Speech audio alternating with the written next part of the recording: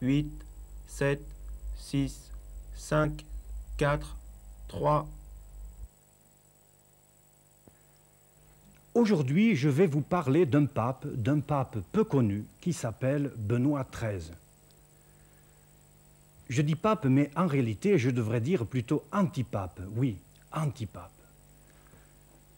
Toute cette affaire qui allait déchirer la chrétienté pendant quelques dizaines d'années avait commencé exactement le 7 septembre de l'an 1303. Ce jour-là, un certain Philippe de Nogaret, originaire de Saint-Félix, village proche de Toulouse, se trouvait à la tête d'une troupe de soldats peu scrupuleux. Il se trouvait à Anagni, ville qui se trouve à côté de Rome. Je dis soldats peu scrupuleux car il s'agissait ni plus ni moins de s'emparer de la personne du pape Boniface VIII. Ce jour-là donc, Philippe de Nogaret pénétra de force dans la résidence du pape et il lui dit ceci: « J'agis sur les ordres de Philippe le Bel, roi de France, vous êtes notre prisonnier. » Et le Saint-Père fut brutalisé, malmené. Très choqué par cet attentat, il mourra un mois plus tard. Alors, poursuivant sa pression, Philippe le Bel fit élire un pape français qui prit le nom de Clément V. Puis, en prétextant les désordres qu'il y avait en Italie, le roi de France fit installer son pape en Avignon.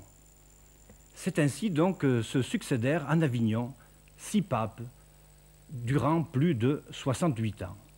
Jusqu'au jour, oui, jusqu'au jour où il y aura un pape à Rome et un autre pape en Avignon.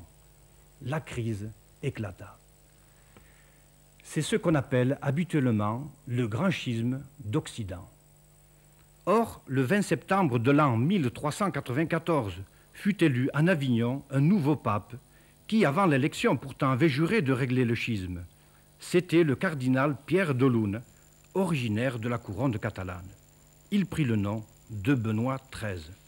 C'était un homme petit, mince, supérieurement intelligent, qui avait fait ses études à Montpellier. Il avait 66 ans. Aussitôt, les discussions commencèrent entre les cours papales de Rome et d'Avignon. Mais après 4 années de discussion, il n'y avait aucun résultat. Alors à Paris se réunit un concile qui donna sa décision. Le royaume de France ne reconnaissait plus Benoît XIII. Dès qu'il apprit cette nouvelle, Benoît XIII refusa d'abdiquer et il entra dans une colère folle. « J'aimerais mieux être écorché tout vif, dit-il. » Mais 17 cardinaux et les fonctionnaires quittèrent Benoît XIII. Il ne restait plus en Avignon que 5 cardinaux, tous catalans. Alors une armée française commandée par Boucicaut alla assiéger la résidence du pape en Avignon. Mais Benoît XIII, redoutant le pire, avait préparé la défense. 3 bombardes, des archers, des arbalétriers catalans, soit plus de 600 hommes. Les Français établirent le siège et acceptèrent de parlementer. Benoît XIII, confiant, envoya 2 ambassadeurs, mais le général français s'en empara, fit couper les soutanes au ras des genoux et envoya les 2 malheureux en prison. On n'entrevoyait aucune solution. Or, à Barcelone, le roi catalan Martin Ier regardait cette attaque française d'un mauvais œil. Benoît XIII, ne l'oublions pas, était fils de son royaume. Alors le roi va dresser un plan. On envoie en Avignon un espion, ce sera le Perpignanais Pasquale, qui va rencontrer dans le plus grand secret Benoît XIII. Ce Pasquale reviendra à Perpignan chargé d'informations concernant par exemple le nombre des soldats français, le plan du Rhône, le plan du palais des papes. Alors le roi Martin Ier, le roi catalan, décida alors d'armer une flotte pour aller libérer Benoît XIII. Et ce sera la grande famille roussillonnaise des Sagariga qui va être chargée de mener à bien cette étonnante opération militaire au départ de Collioure.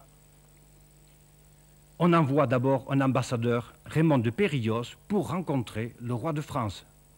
Puis on collecte l'argent. C'est Joan de Rivesaltes qui recueille les dons du Roussillon en l'église Saint-Jean.